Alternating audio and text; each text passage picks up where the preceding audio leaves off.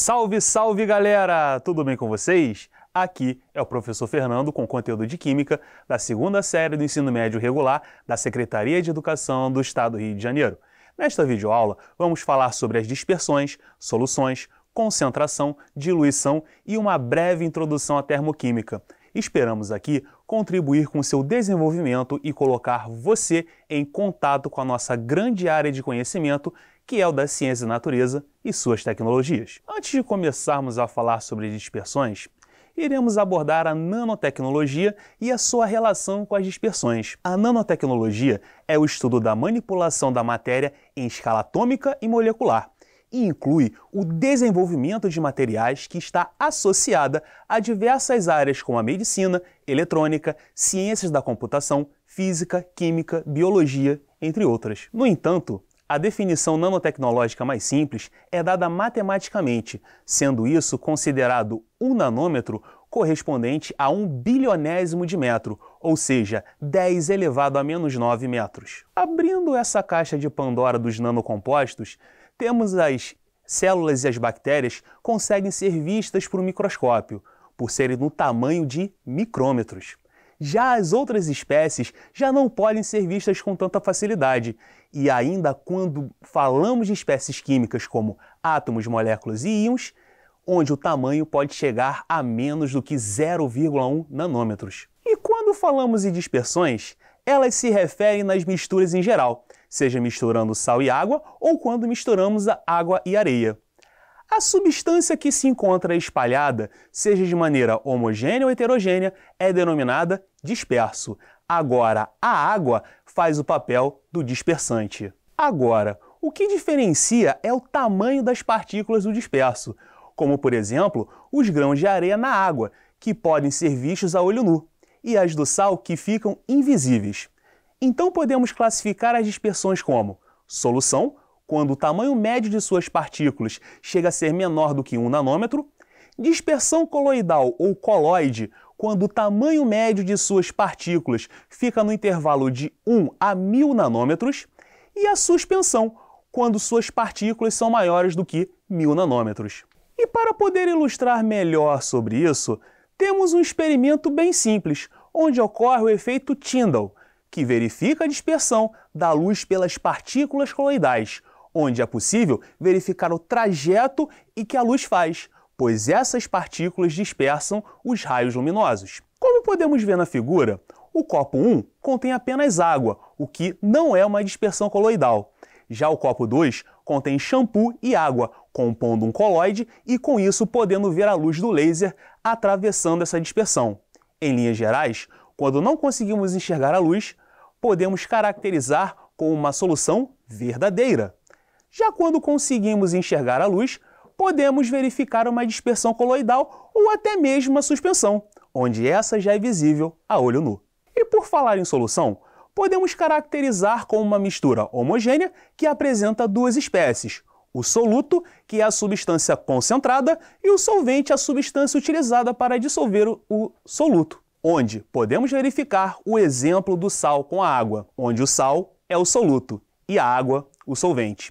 Lembrando que a água é chamada de solvente universal. As soluções podem ser classificadas quanto ao seu estado físico, podendo ser sólidas, líquidas ou gasosas, dependendo da natureza do seu solvente. Quanto à natureza do soluto, podendo ser iônica, quando é originada de uma ligação iônica, ou molecular, oriunda por uma ligação covalente, e também pela quantidade de soluto, sendo insaturada, quando a quantidade de soluto é muito pequena em relação ao solvente, saturada, quando a máxima quantidade de soluto é dissolvida por um solvente, e supersaturada, quando a quantidade de soluto excede a quantidade máxima e que pode ser dissolvida em um solvente. E isso fica mais visível quando relacionamos com o coeficiente de solubilidade, que representa a capacidade máxima do soluto se dissolver em uma quantidade de solvente a uma determinada temperatura, onde temos o exemplo do cloreto de sódio, que apresenta um coeficiente de 36 gramas de soluto, sendo dissolvidos em 100 gramas de água a 20 graus Celsius. E podemos representar essa solubilidade em um gráfico, o que chamamos de curva de solubilidade, que apresenta variação dos coeficientes de solubilidade das substâncias em função da temperatura. Com isso, podemos verificar que qualquer ponto em cima da curva de solubilidade compreende a região das soluções saturadas. Agora, quando qualquer ponto abaixo da curva compreende a região das soluções insaturadas. Já quando apresenta qualquer ponto acima da curva, é a região das soluções supersaturadas. E podemos verificar através do aspecto quantitativo o quão concentrada é a solução através das diferentes unidades de concentração, onde, por definição, se refere à quantidade de soluto que existe em uma quantidade padrão de solução ou em uma quantidade padrão de solvente. Essas concentrações podem ser medidas usando diferentes unidades ou relações numéricas, que dependem das grandezas que estão sendo relacionadas. Então, vamos a elas. A concentração comum é aquela que relaciona a massa do soluto, medida em gramas, dissolvida em um determinado volume de solução, medida em litros, onde essa concentração também é conhecida como gramas por litro. Já a concentração molar, ou conhecido como molaridade, é a relação da quantidade de matéria do soluto, ou seja, o número de mols do volume da solução em litros, onde sua unidade é o mol por litro. Uma outra unidade é o título, ou porcentagem massa, que relaciona a massa do soluto com a massa da solução. Não é do solvente, tá? Também existe o título por volume, onde relaciona o volume do soluto pelo volume da solução. No nosso cotidiano, podemos verificar as diferentes unidades no álcool hidratado, aquele mesmo que você tem em casa. Quando falamos em graus e NPM, que significa Instituto Nacional de Pesos e Medidas, estamos relacionando a porcentagem em massa. Já quando falamos em graus GL, que significa Gay-Lussac, estamos relacionando a porcentagem em volume. Por exemplo, 70 graus de NPM não é igual a 70 graus GL, pois estamos relacionando variáveis diferentes. Agora, quando alguém quer preparar aquela feijoada e aparecem mais pessoas do que o previsto, sempre tem aquela pessoa para dizer: bota água no feijão. E com isso, a pessoa está fazendo uma diluição, ou seja, acrescentando solvente, como no caso a água, onde vai aumentar o volume da solução, que no caso é a feijoada, e onde ela ficará mais rala. Mas por que aconteceu isso?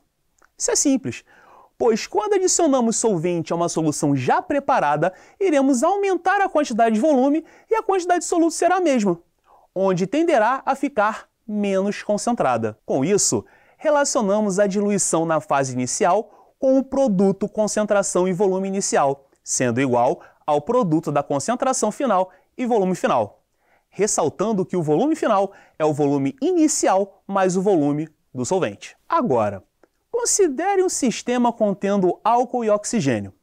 Se a queima do álcool for provocada por uma chama ou uma faísca elétrica, por exemplo, uma certa quantidade de energia será liberada nessa reação, e essa energia será transferida desse sistema para as vizinhanças. Em outras palavras, a queima é um processo, ou seja, uma reação química, que libera calor. Quando um sistema formado por água líquida é colocado em um congelador, ele perde calor para esse ambiente, e em decorrência disso, ocorre congelamento da água. Assim, quando a água líquida passa para a fase sólida, também ocorre um exemplo de processo, mudança de fase, que libera calor, que é denominado processo exotérmico. Agora, se um pedaço de gelo for deixado sobre a mesa à temperatura ambiente, ele receberá calor do ambiente e isso provocará a fusão do gelo. A transição da água sólida para a fase líquida é um processo que absorve calor, que é denominado processo endotérmico. E para medir essa quantidade de calor em um processo, temos a entalpia simbolizada por H maiúsculo, que é medido em joules ou em calorias. Mas para determinar se uma reação é endotérmica ou exotérmica, verificamos pela variação de entalpia, que é o ΔH, onde é a subtração entre a entalpia final e a inicial. Com isso, se essa variação for positiva, a reação é endotérmica. Agora, se for negativa, será exotérmica. Então, pessoal, hoje nós passamos pelas dispersões, seguindo com as soluções, classificação, concentração, diluição e finalizando com uma introdução à termoquímica. Espero que eu tenha ajudado vocês a compreender o assunto, pois é muito importante entender o essencial para viajarmos nesse mundo maravilhoso da química. Aquele abraço, até a próxima aula!